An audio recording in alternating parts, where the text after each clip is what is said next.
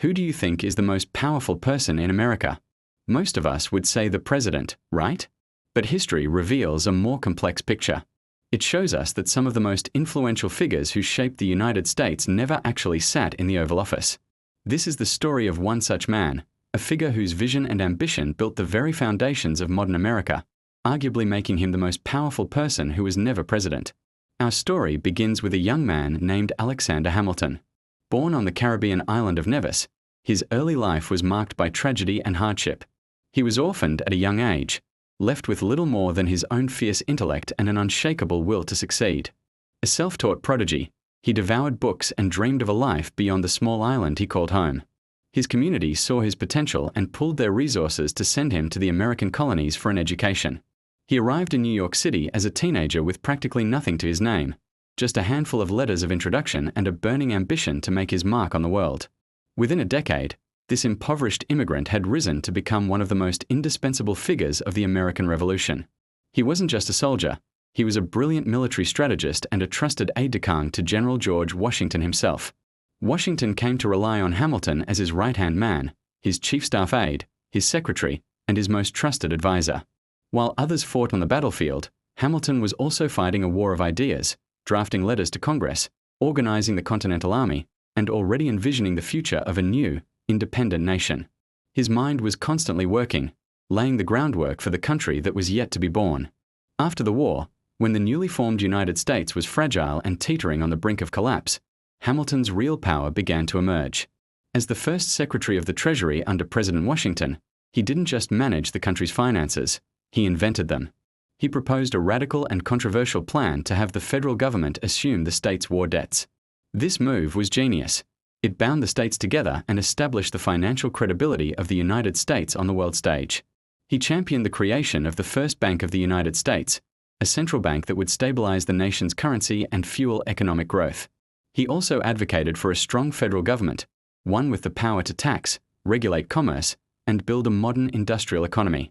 Hamilton was never elected president, but from his position at the Treasury, he wielded immense influence.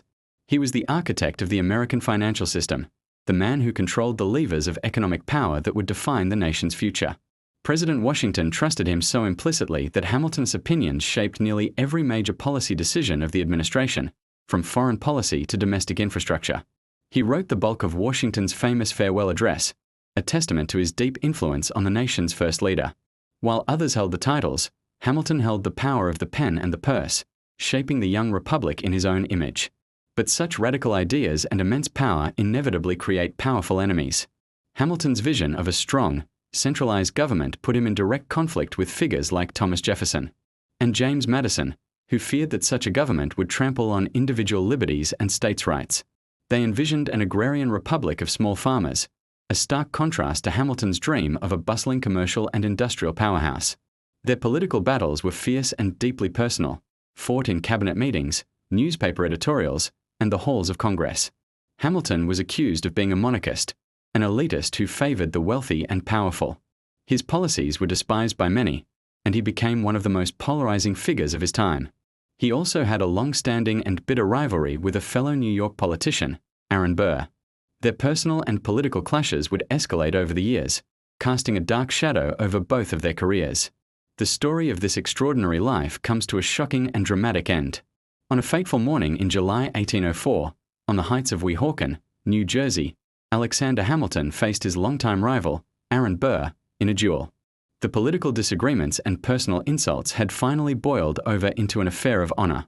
A single shot was fired. Hamilton was mortally wounded and died the following day.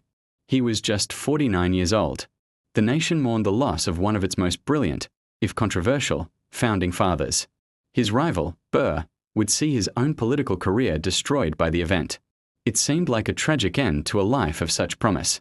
But while the man was gone, his influence was just beginning to truly solidify. The country he had worked so tirelessly to build would continue to grow and prosper, largely along the lines that he had designed. Look around today, and you'll see Alexander Hamilton's legacy is everywhere. The very dollar in your pocket is a descendant of the stable national currency he fought to create. The concept of the national debt, which he ingeniously used to establish American credit, is still a central feature of our economy. The robust power of the federal government, the existence of a strong national banking system, and America's status as a global economic powerhouse all have their roots in Hamilton's visionary plans. He was the prophet of American capitalism and the architect of the administrative state. The financial and governmental backbone of the United States of America was forged in the fire of his intellect and ambition. He fundamentally changed the course of history, all without ever holding the nation's highest office. So, why does Alexander Hamilton still matter so much today? His life is a powerful reminder that influence is not always tied to a formal title. True power can come from the force of one's ideas, from relentless determination, and from the courage to push for a vision even when it's unpopular. He shows us that a single, determined person, even one from the humblest of beginnings, can fundamentally shape the destiny of a nation and influence the course of history for centuries to come. His story is a testament to the enduring power of ambition, intellect, and unwavering conviction.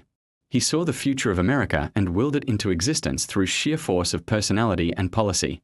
Alexander Hamilton, an immigrant, a soldier, a statesman, and a visionary. He was a man driven by a profound belief in the potential of his adopted country. Though his life was cut short, his ideas have echoed through the generations, shaping the America we know today. He remains, arguably, the most powerful and influential person who was never president. Thank you so much for watching.